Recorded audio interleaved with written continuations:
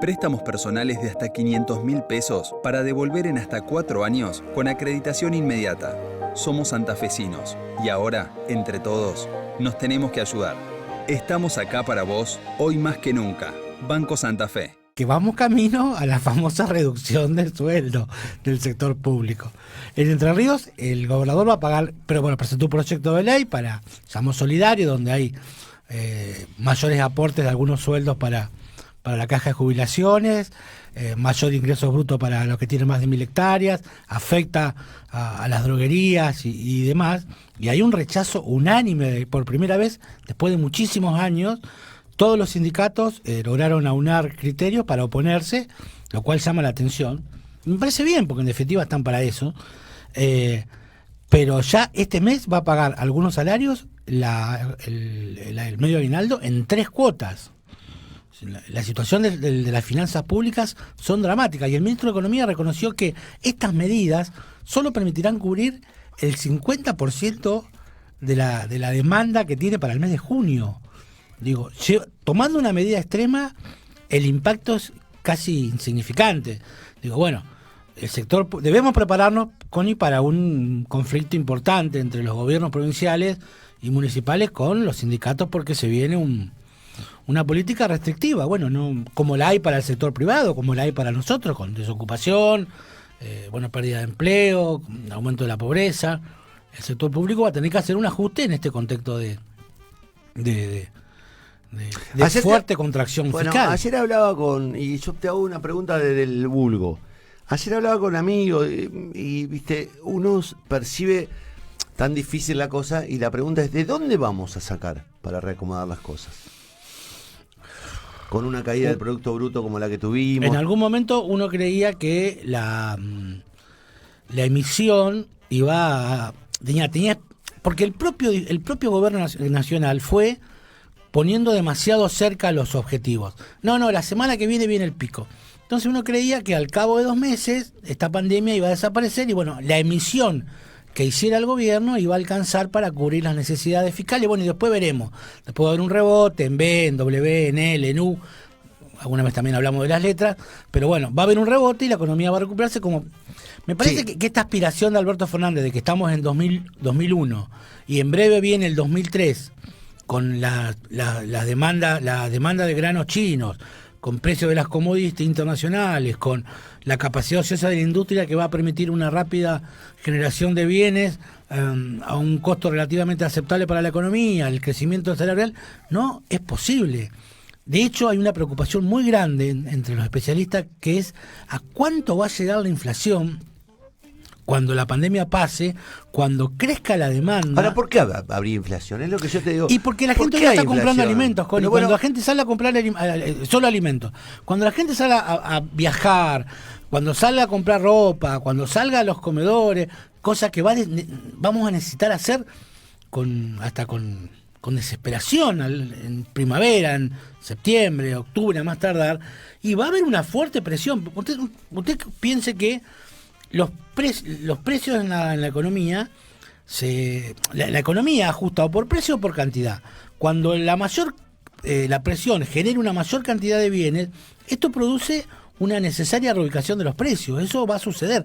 Hoy porque la demanda está muy contraída, porque ayer el gobierno obligó a través de un decreto a las empresas a producir lo máximo posible, es decir, que genere muchos bienes para que haya menor presión sobre todo las alimenticias, para que no suban los precios de las canastas básicas, y eso tiene que ver con el temor que exista que cuando salgamos a consumir, aquel que tiene un ahorro, aquel que pueda recuperar, bueno, lamentablemente lo que va a compensar un poco, que vamos a un 50% de pobreza, que vamos a un 30% de desocupación, que vamos a más de un...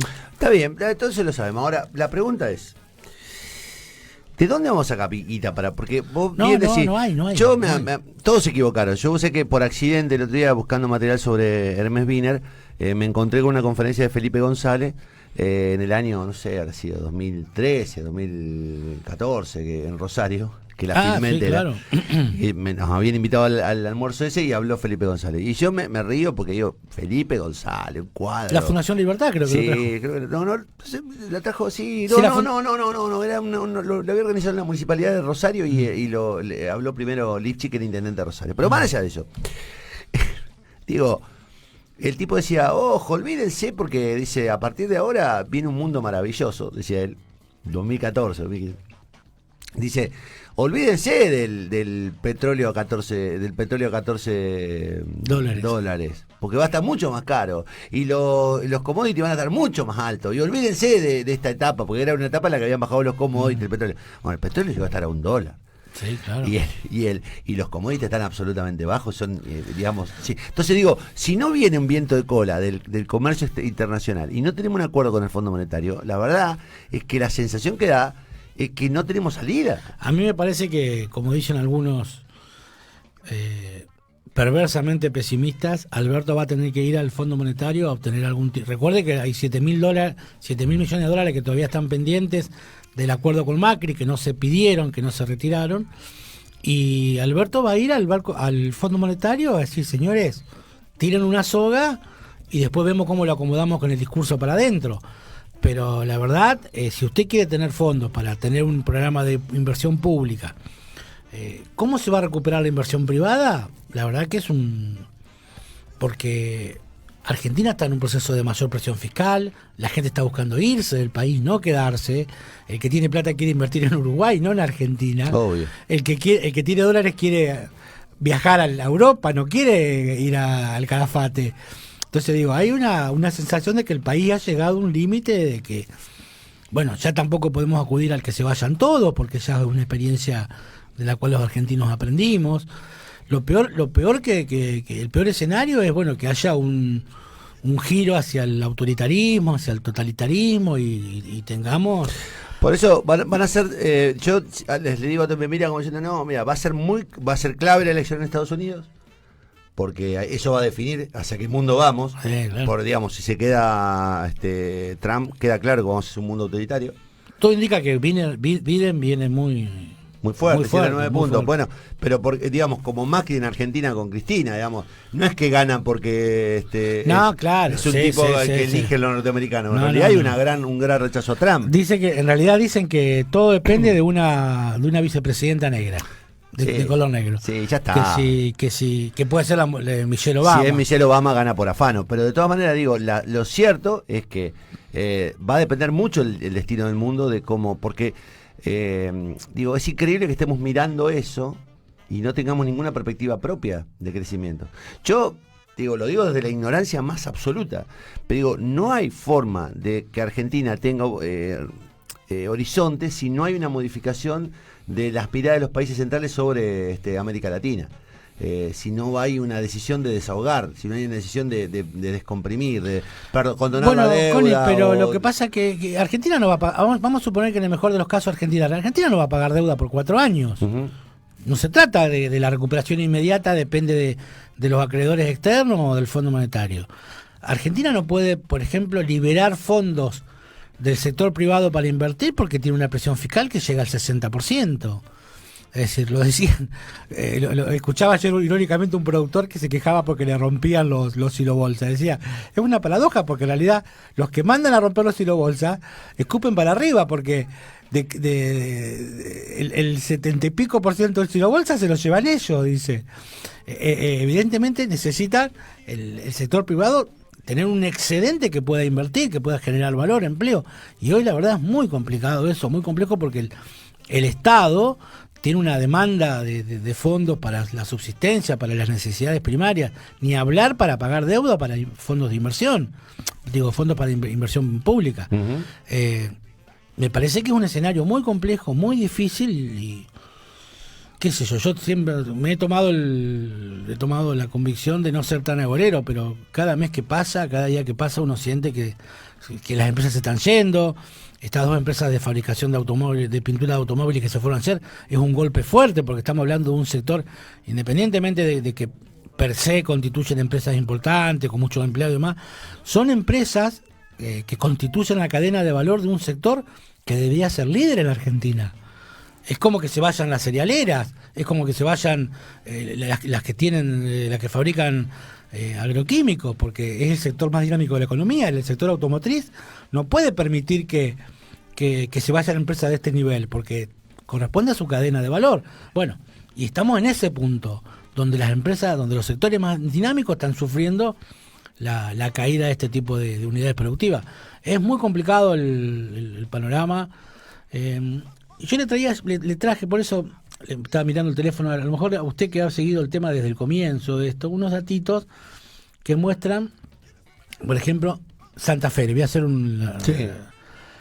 ¿cómo fue la pérdida de empleados de la construcción según el último informe del IERI, que es el Instituto de Estadística? ¿Cuántos? Decime el número. De 36.389 a 27.438 entre noviembre 2019 y abril de 2020. Bueno, eso es todo lo que tiene Falta mayo y junio. Sí, pero todo eso es consecuencia de la decisión del gobierno provincial de parar la obra pública, de dejar de pagarle a los empleados de la construcción, y son todas las obras públicas paradas. Son 10.000 puestos de trabajo. 10.000 pesos solamente en esto. Entre diciembre y abril, digamos. Tal cual. Pero fíjese, tengo un dato más, que es el de las empresas. De 6.365 empresas que tenía la provincia de Entre Ríos, cayó a 5.157. Importante el número, pero le busco Santa Fe, si usted me espera. Sí, tampoco tenemos toda la mañana. No, bueno, pero sí. Ve, usted me apura así, me pone nervioso y yo no sé, este telefonito. Cuéntese el cuento del japonés que va a la farmacia. Te dije que el flaco Vergello Beba me mandó una Sí. ¿Qué decía, flaco? Nada, no te puedo contar de vuelta, lo voy a contar. No, pero... Bueno, le cuento a la gente que estamos con Gustavo Sánchez Romero, nuestro que está buscando un dato y no lo... Ya está. Acá está. Ahí Beba. ¿En qué temperatura hay en Santa Fe, Beba? De 1.764 empresas que había en noviembre... ¿De cuántas? 1.764 empresas y contratistas. Sí.